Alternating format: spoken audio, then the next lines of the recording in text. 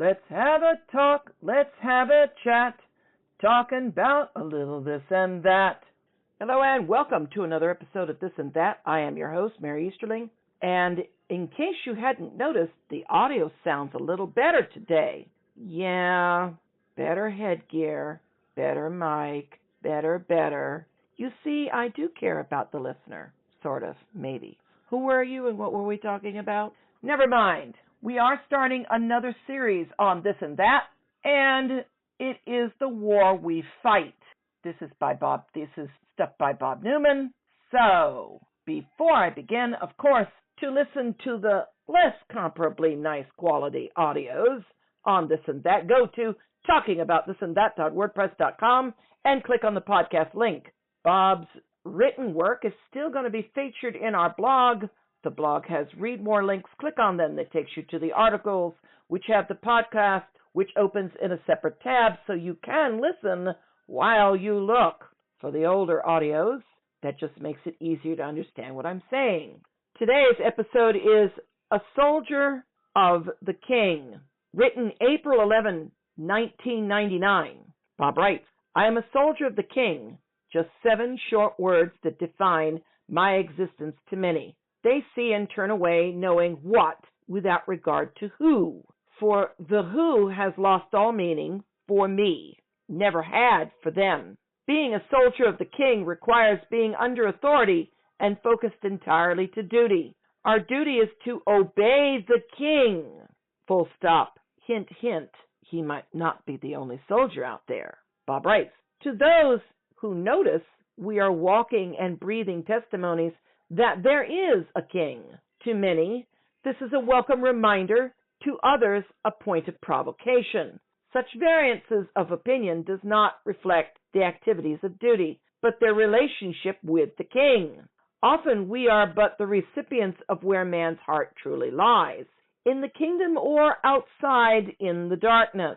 Yet to most we move unseen and unnoticed across the land, fleeting shadows easily ignored and quickly forgotten by most. Our purpose is duty and obedience, not affection and reward.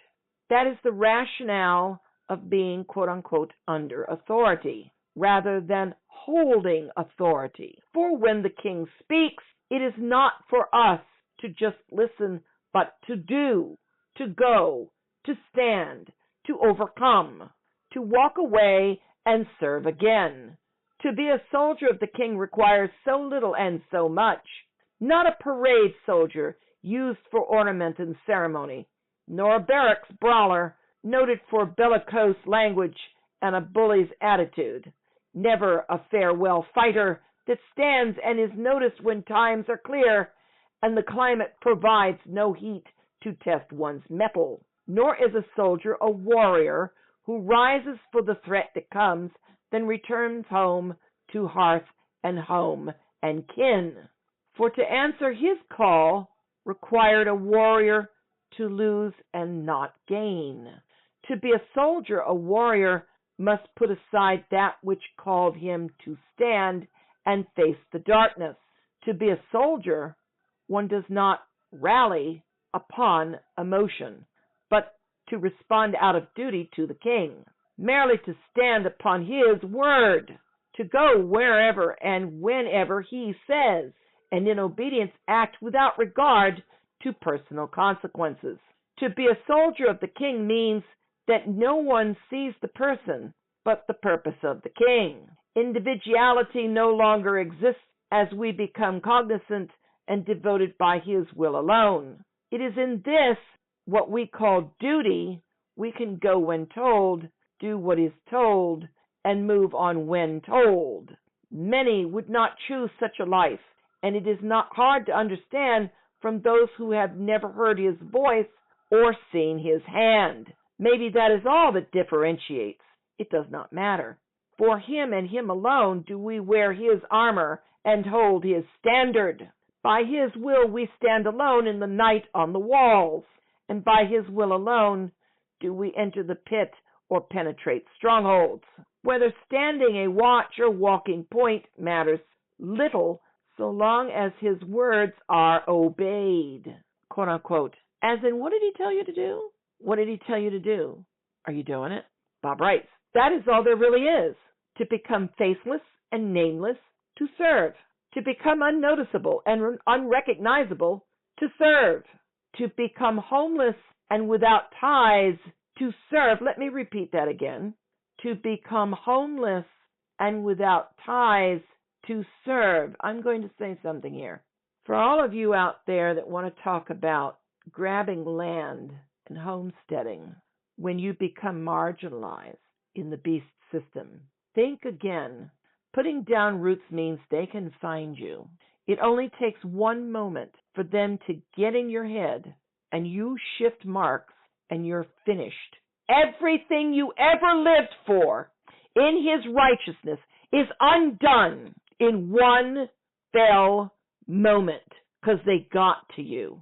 But if you're always on the move, they can't find you so easily. Homeless people tend to want to park, but you know what? If they have a reason to, they get real scarce and real cagey and real gone real quick. Bob writes, to lose all that we are to be what he demands us to be, to lose all we esteemed and valued to be his voice and arm, to lose all and life itself to know his will living in us. For it is in living his will and his word do we lift high his banner. His will is our purpose, his word our armor and our sword. His joy provides the strength to press on in the heat of battle. His song heals our many wounds that come with service. His presence destroys all fear and doubt. His peace brings assurance and confirmation during the storm. His face, full stop, not ours, his face. Bob continues, energizes and sustains in the midst of darkness. His love allows one to stand when and where no one else will hear the call to arms. His mercy and grace is sufficient to destroy the works of the enemy, to save the lost, and restore the disenfranchised. For this few were chosen from among the many, for his call has sounded long and full for all who would hear. Yet even among those who hear, few choose to serve. Few choose to serve where there is nothing to gain in this world. In this world.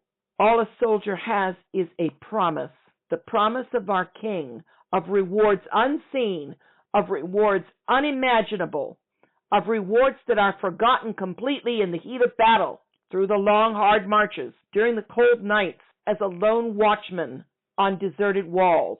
For we serve not for what we cannot see. We do not bleed and die for those who never notice the battles waged, but for our King and his word. For his kingdom and his pleasure alone do we serve, all who are soldiers of the King. And Bob closes. When your life is spent out, and maybe you have what you need, but the toll gets heavy, you might be being a soldier for the King. When you preach, but nobody's listening, but you just keep saying it, you might be a soldier for the King. When you're out there and you're doing his work, not ministry, just his work. God said, go do this, you go do this, and it destroys you. And when you're done, you're left in wreck and ruin. But somehow you manage to survive, and you go and you do it again and again and again. You might be a soldier for the King.